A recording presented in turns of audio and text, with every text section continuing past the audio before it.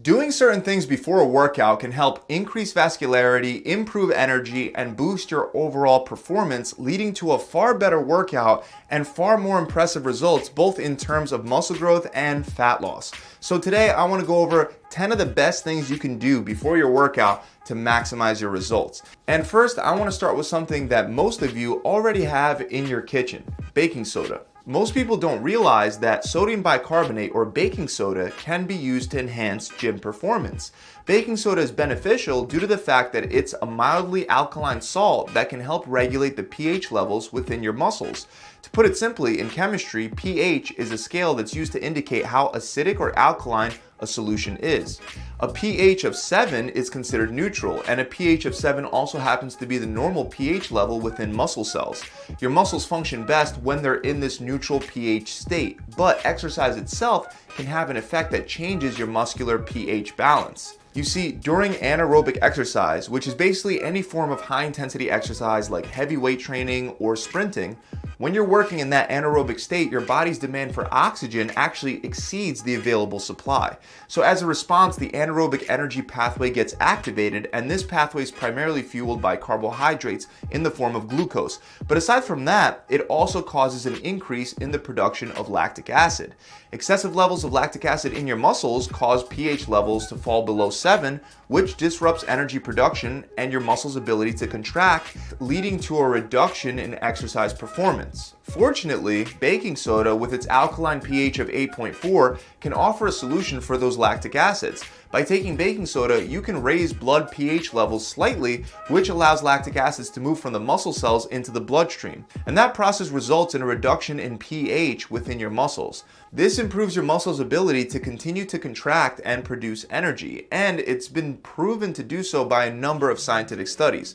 For example, we have a study that examined the effects of taking baking soda 60 minutes before performing squats and bench presses to failure.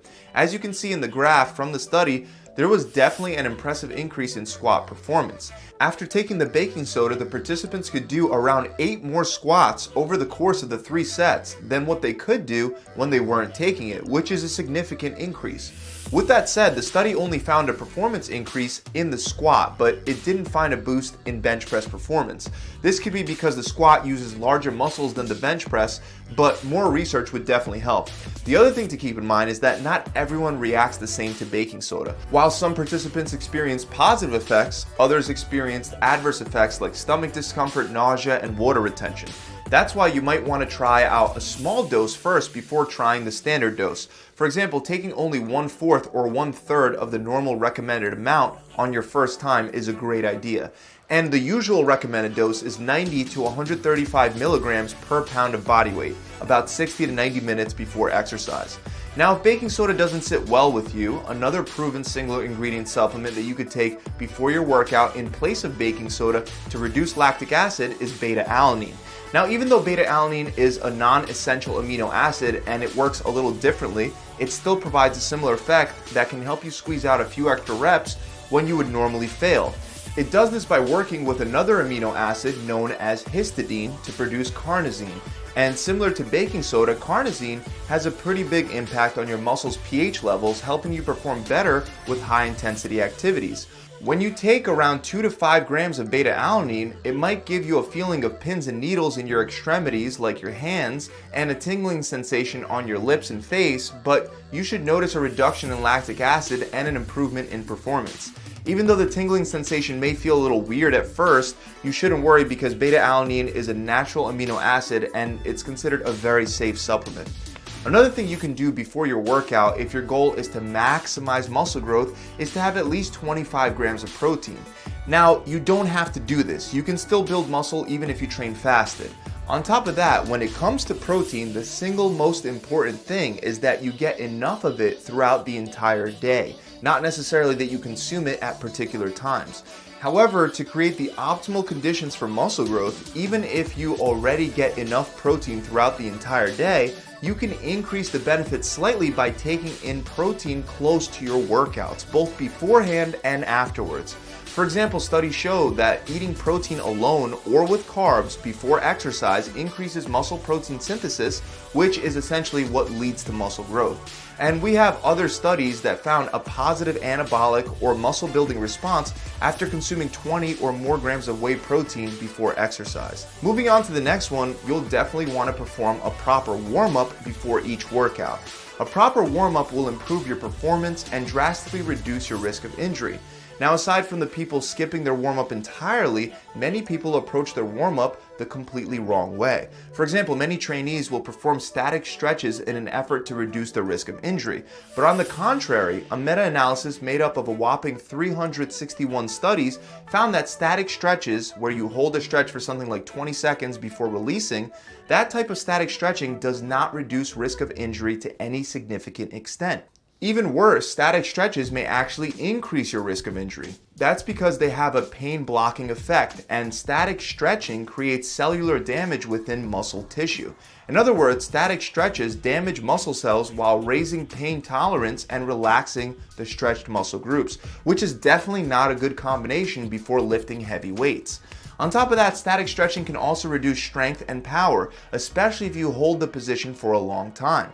This is obviously not optimal for growth or for injury prevention. We can see this playing out in a study that found signs of impaired muscle growth after static stretching for 50 seconds before lifting weights. So it's best to avoid static stretches before your workouts. Instead, you want to do 3 things for an effective warm-up. First, your main goal should be to simply raise your body temperature. This offers several benefits, like improving blood flow, metabolic activity, muscle activation, and your flexibility. You can raise your body temperature by simply performing 3 sets of 10 reps of burpees, or by cycling or speed walking on a treadmill for 3 to 5 minutes. It's important when you're doing this to not go overboard. Your warm-up should not be a mini workout that causes you to begin your actual workout already fatigued. Now, the second thing you want to do is dynamic stretching. Contrary to static stretches, dynamic ones don't impair strength, power, or muscular endurance. Instead, they may even be beneficial. One of my favorite dynamic stretches happens to be Frankenstein's, and these are pretty easy to do. You just hold your hands straight out in front of you and kick your legs up towards your hands one at a time while trying your best to keep your knees straight. Finally, the third thing you want to do when starting your actual workout is a few progressive warm-up sets before you get to the heavy sets. So you can start by just lifting the bar for 10 reps, and then perform another 1 or 2 warm-up sets, each with progressively heavier weight loads, finally leading up to the weight that you normally would use for your heavy sets. Another thing you want to do is leave enough time for food to digest before your workout. So don't eat too closely to your workout. Anything less than an hour or an hour and a half is going to be cutting it really close. And also don't eat too much before your workout. Even though yes, you do want to have some protein before your workout, don't go overboard by eating too much. Otherwise, there's a good chance that you'll ruin your workout with feelings of nausea, cramps, acid reflux, indigestion, and ultimately all that leads to a significant reduction in performance. This happens not only because you feel sick, but also because the digestive process uses a ton of energy. This is why, contrary to popular belief, high amounts of food consumption can actually temporarily reduce your energy levels rather than improve them. Specifically, greasy, high-fat foods can be extra problematic before a workout because that kind of food can be hard on the stomach and it'll take longer to digest than lighter foods like whey protein, eggs, and fruit. Next is one of the most underrated things you can do before your workout. Take a nap. I know it might sound simple, but we have studies showing just how much taking a nap can boost performance.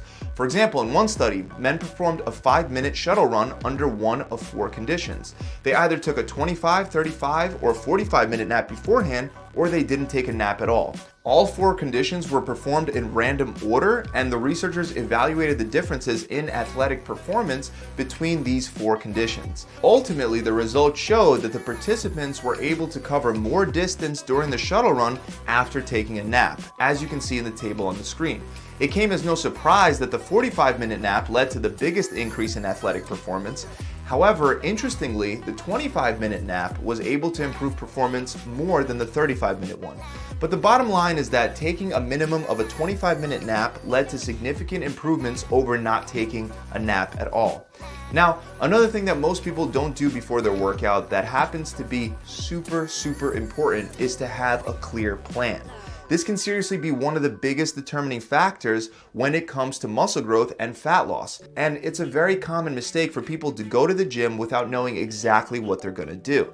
Instead, they show up and decide what to do on the spot. Even though you can have a great workout by making it up on the spot, it's like you're shooting in the dark. Not only will it most likely take you a lot longer to finish your workout because you don't have a clear structure, but not planning your workouts makes it hard, if not impossible, to track your performance over time effectively. And you have to understand that one of the most important training principles is to apply progressive overload, meaning that you have to expose your body to higher amounts of stress to stimulate it to adapt over time. If you go to the gym and do the same random workout without any true intentions behind your actions, you're probably going to do the same weight and the same reps as last time. This is the opposite of progressive overload, and it gives your body no reason to improve. Also, a plan can help you identify and work on weak muscle groups and weaknesses in general. A simple example of this is if you're stuck on bench press and no matter what you do, you can't increase the weight load. So you create a month-long plan where you replace the bench press with dumbbell presses. And oftentimes, by simply switching to an alternative exercise that hits the same muscle, you can get stronger at that alternative exercise even though you were stuck with the original bench press. And then a month later, you can come back to the bench press and you'll probably be surprised that you're able to lift a little more and move past that original plateau.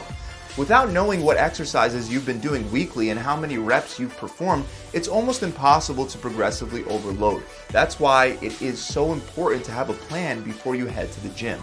And you also want to keep track of your progress, which actually brings us to the next point. Set up a performance tracker before your workouts. You want to make sure that you prep something that'll allow you to track your performance on the key lifts that you'll do on each day. This can be as simple as using a notepad or your phone to jot down the things that you should be tracking. The most important things to track are how much weight you used, how many reps you did, and the number of sets that you performed. Now keep in mind, just like with all other productive activities, your phone can be a huge distraction. So for some of you, it'll be best to bring a physical workout log with you because it'll reduce the likelihood that you'll get distracted by your phone throughout your entire workout. The next thing that you can do to boost workout performance if you train in the morning is to drink coffee. Although some people find that they have more energy in the morning, many others tend to have a reduced athletic performance when training first thing in the morning. This can be due to a couple of reasons, including the fact that your core body temperature is actually lower in the morning, which reduces things like muscle activation, energy metabolism, nervous system efficiency, and blood flow to your muscles. Another potential issue is that post-workout anabolic signaling, which is something that drives muscle growth, it happens to be lower earlier in the day, which might reduce the effectiveness of your workouts. This may be why research shows that training in the late afternoon or early evening tends to produce better performance and muscle building results than training in the morning. Now, that doesn't stop me from training in the morning, and it really shouldn't stop you if you enjoy it or if you have no other time to work out. Fortunately, caffeine can actually offer a solution. That's because caffeine consumption reverses some of the downsides of morning workouts in comparison to later workouts. For example, one study found that a dose of 3 milligrams of caffeine per kilogram of body weight, which on average equals about 2 cups of coffee, when you have that in the morning, it raises neuromuscular readiness close to the levels that you would experience if you were working out in the afternoon. In this study, after taking the caffeine, there was no longer a statistically significant difference between working out in the morning or at night. So if you train in the morning, it might be beneficial to consume caffeine, especially on the days when you need that little extra psychological boost. Finally, last but not least, it's best to not have high amounts of antioxidants or especially non-steroidal anti-inflammatory drugs like Advil and Tylenol before your workout. Antioxidants and over-the-counter medications like Advil both suppress inflammation. While chronic inflammation is bad for muscle growth and recovering from your workouts as well, acute inflammation is actually beneficial. For example, interleukin 6 is one marker of inflammation in the body. Research shows that resting IL-6 levels negatively affect muscle growth, meanwhile an elevation in IL-6 levels post-workout actually assist with muscle growth. So even though chronic inflammation is a problem, we want short-term inflammation after workout because that inflammation activates satellite cells and starts the muscle repair process. ultimately helping you build more muscle and recover from your workout. So not only is it best to avoid non-steroidal anti-inflammatory drugs before a workout, but it's also best to avoid taking in even high amounts of antioxidants like vitamin C or vitamin E before your workout. Doing so could make your workout less effective, as shown by a number of studies. So those are 10 unique things that you can do before a workout to improve your performance and your results. If you enjoyed this video, make sure you subscribe to the channel.